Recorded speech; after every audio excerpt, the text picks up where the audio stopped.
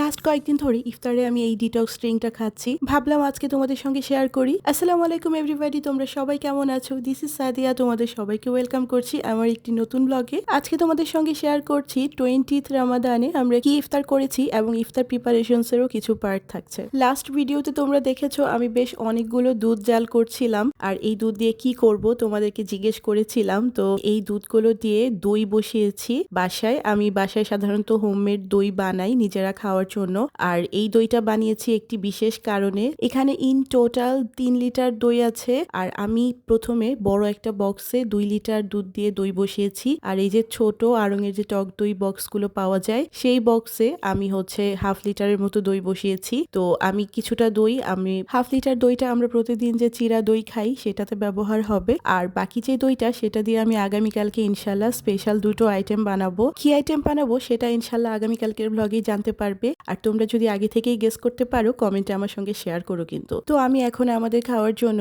ইফতারের যে ফ্রাইড আইটেমগুলো মানে আলুর চপ, বেগুনি, এই বেগুনিগুলো হচ্ছে আমার মামা যে পাঠিয়েছিল, চিকন চিকন বেগুনগুলো তোমাদের দেখিয়েছিলাম, সেগুলো দিয়েই বেগুনি বানিয়েছি। আর এখন আমি কিছু চিকেন সমোচা আর চিকেন ভেজিটেবল রোল ভেজে নিচ্ছি। এই সমোচাগুলো আমি বানিয়ে রেখেছিলাম বাসায়, আর রোলগুলো আম্মু পাঠিয়ে দিয়েছিল বানিয়ে। তো এগুলো এক একজন যেহেতু এক এক রকম খাবার খায়, তো কিছু জিনিস কাস্টমাইজড করা। তো যাই হোক, আমি পেঁয়াজগুলোও ভেজে নিয়েছি। তো এই হচ্ছে আমাদের আজকের ভাজা পোড়া আইটেম। আর কিছু ফ্রুটস কেটে নিয়েছি, ফ্রুটস ছাড়া তো আমার ইফতার চলবেই না। আর সেই সঙ্গে আছে আমার প্রিয় বেলের শরবত। আমার বেলের শরবতটা খুবই পছন্দ, খুবই রিফ্রেশিং লাগে আমার ইফতারে বেলের শরবত খেতে। আর্টিফিশিয়াল জুস আসলে আমি খুবই কম খাই, আমি বেলের শরবতটাই খাওয়ার ট্রাই করি বেশিরভাগ সময়। সো অলমোস্ট প্রতি রমজানেই আমি হচ্ছে ইফতারের ঠিক আগ মুহূর্তে বেলের শরবতটা বানিয়ে রাখি। তোমরা কারা কারা বেলের শরবতটা খেতে অনেক বেশি পছন্দ করো আমার মতো, কমেন্টে আমার সঙ্গে শেয়ার করো। আমার দেখা দেখি এখন আহসানেরও বেলের শরবত খাওয়ার অভ্যাস হয়ে গেছে। যাই হোক, আবার দইটা কিন্তু মাশাআল্লাহ খুব সুন্দর হয়েছে। এই যে আহসান দই বেড়ে বেড়ে দিচ্ছিল। তোমরাও কারা কারা বাসায় এরকম দই বানিয়ে খেতে পছন্দ করো আমাকে জানিও কিন্তু। আমার কাছে যত দই খাই, আমার কাছে আমার নিজের বানানো বা হোমমেড দইটাই বেস্ট মনে হয়। এনিওয়েজ, এই যে আমার ইফতারের প্লেটার, ফ্রুটস ছিল, তারপর ভেজিটেবল রোল, সমুচা আর বেগুনি ছিল।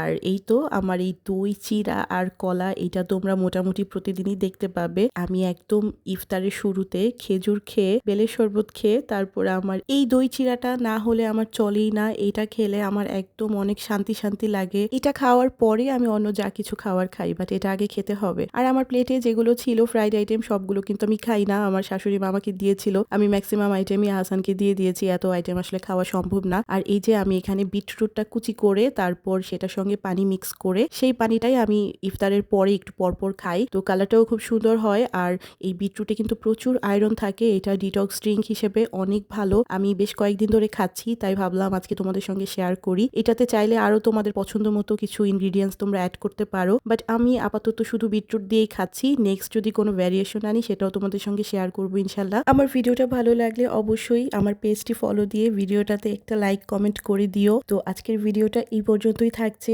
দেখা হবে ইনশাল্লাহ নেক্সট আরো একটি ভিডিওতে। সেই পর্যন্ত তোমরা সবাই অনেক ভালো থেকো, সুস্থ থেকো, আর তোমাদের দোয়ায় আমাকে শামিল করো। আল্লাহ হাফেজ।